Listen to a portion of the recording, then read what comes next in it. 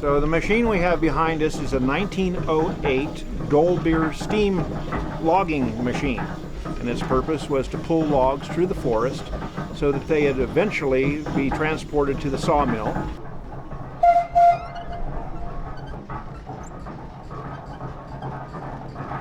So this steam engine operates essentially by a wood fire boiling a steep kettle full of water, creating steam.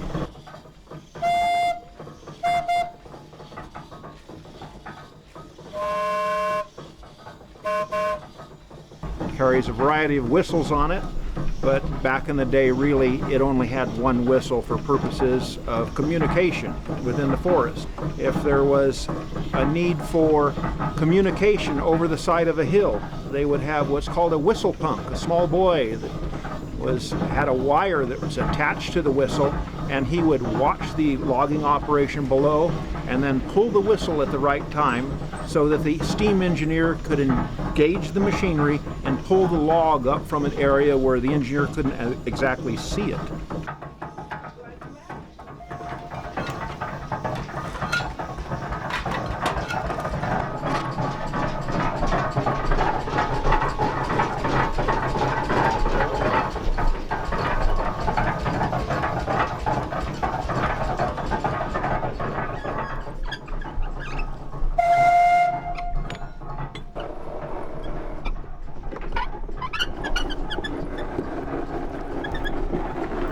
Essentially, the loggers would drop the trees, and this machine would roll the logs into two-pole chutes, which is basically a road through the woods.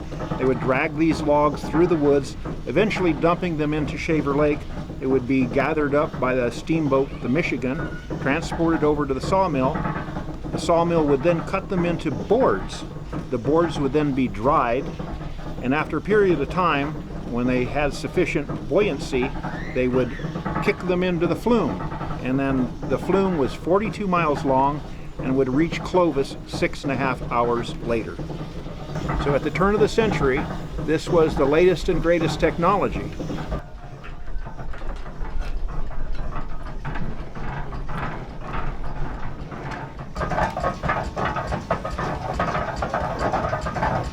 And so for 108 years old, it's a pretty fascinating machine.